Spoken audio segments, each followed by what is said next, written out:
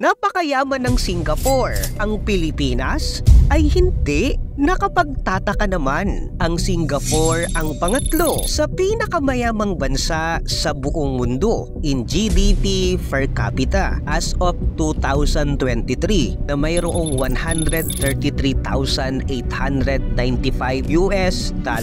Tinalo pa ang China, Amerika at Pilipinas. Nakapitbahay lang natin ang bansang ito. Small but terrible dahil ang Singapore ay ang pinakamaliit na bansa sa Southeast Asia at pangalawa sa pinakamaliit na bansa sa buong kontinente ng Asia na ang sukat lamang ay 728 square kilometer na halos doble lang ito ng Zamboanga City. Ang Singapore ay wala halos natural resources tulad ng gas at langis. Wala ding tanim na natural na tumutubo sa kanilang lupain. Pero ang mga mamamayan ng Singapore ang ilan sa pinakamayaman sa buong mundo. Bakit napakayaman ng bansang ito? Ano ang sikreto ng Singapore na halos sa bansa ay walang 7 dahilan kung bakit mayaman ng Singapore? Yan ang ating aalamin. Historically, mahirap ang Singapore. Taong 1819, dumating sa kanila ang mga British. Naging maunlad at maganda ang Singapore sa kamay ng banyaga nang bigla na lamang nalugmok, tuminti ang kahirapan at laganap ang krisis. Ito ay dahil sumiklab ang ikalawang digmaang pandaigdig. Natalo ng mga Hapon ang Great Britain sa loob ng Singapore. Kaya naman napasailalim ang Singaporean ng mga Hapon noong 1942. Nakalaya lamang ang Singapore nang matalo at formal na sumuko ang Japan sa digmaan noong 1945. Ganoon pa man, pagkatapos ng digmaan ng Singapore ay wasak, lugmok at bagsak ang kabuuan ng bansa. Dahil hirap na hirap ang kalagayan ng bansa, humingi ito ng tulong at ang pinakanalapitan nila ay ang pinakamalapit ding bansa sa kanila, ang Malaysia. Nakipagtulungan sila sa bansang ito upang makabangon sa krisis. Sa una ay maganda ang partnership, pero kalaunay nagkaroon din ng iba't ibang problema ang dalawang bansa. Sa huli, binitawan din sila ng Malaysia. Matinding dagok ng pagsubok ang sinapit ng Singapore. Pero hindi nawala ng pag-asa si Lee Kuan Yew na nooy Prime Minister ng bansa.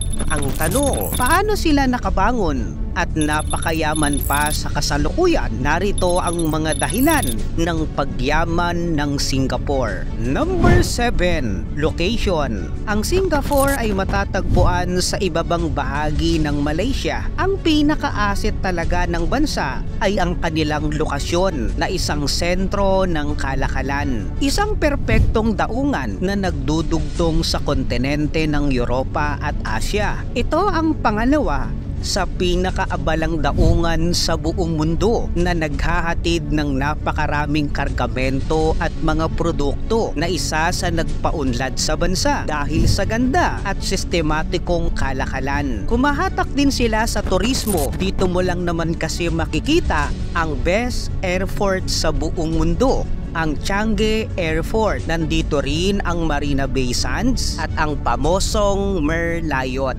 Number 6. Meron silang sistema, masunurin at disiplinadong mamamayan. Ang ilan pa sa dahilan kung bakit maunlad ang Singapore dahil sa kanilang sistema at pagiging organized sa maraming bagay. Disiplinado sila sa pagpila, pagsakay sa mga sakayan, pagtawid. Lahat ay maayos, hindi magulo at may value talaga sa kanila ang pagiging masunurin. Number 5. They prioritize value over price. Dahil mataas ang kalidad ng ekonomiya nila, mataas din ang cost of living. Kaya medyo mahal ang mga bilihin sa bansa kumpara sa Pilipinas. Pero ang maganda, quality talaga yung mabibili mo. Hindi yung mura nga, ilang buwan lang, sira na. Made in China yarn? Isa pa, mababa din ang kanilang tax. kaya ang bansa ay business friendly at ito ay umaakit sa maraming investor at big time businessman. Dekalidad din ang kanilang manufacturing, infrastruktura at isa sa nangungunang bansa sa mabilis na lumalagong ekonomiya. Sa katunayan, ang Singapore ay kasama sa 4 Asian tigers na namamayagpag sa bilis ng pag-unlad. Number 4, quality education. Malaki ang pondo sa edukasyon. Pina-priority talaga nila ang kalidad sa edukasyon. Sa atin, malaki din naman ang pondo sa education. Pero ang tanong, saan ba talaga napupunta? At anong klaseng educational system meron sa ating bansa? Kayo na ang humusga. Mahirap na. Confidential pa naman yan. Di kalidad ang pagtuturo sa Singapore. Sa lahat ng mga mag-aaral, investment sa kanila ang karunungan. Dahil naniniwala sila na kapag marami kang kaalaman, mas magagamit ito upang mapaunlad pa ang kanilang bansa. Number 3, bukas ang immigrants. Mahigit 200,000 ang mga Pinoy ang naninirahan at nagtatrabaho sa Singapore. Marami ding nakatirang milyonaryo at bilyonaryo na pinipiling manirahan dito. Sana all pinipili. Monaco of the East. Ika nga, dahil sa yaman ng bansang ito. Number 2, happiest country. Ang Singapore ang itinuturing na pinakamasayang bansa sa buong Asia ayon sa ranking na inilabas ng United Nations report ngayong 2023. Ito ay marahil resulta ng magandang kalidad ng pamumuhay at satisfaction ng mga mamamayan dito. At ang ating number 1, maaasahang public servant. Mataas ang sahod ng nagtatrabaho sa gobyerno. Malaki ang kanilang paniniwala na kapag malaki ang sahod ng mga nagtatrabaho sa gobyerno, ay hindi na ito magiging kurakot at tiwali. Kung may korap na opisyal sa gobyerno nila, matinding parusa ang nakalaan dito at para sa kanila, ito ay isang kahihiyan. Sana all, di ba?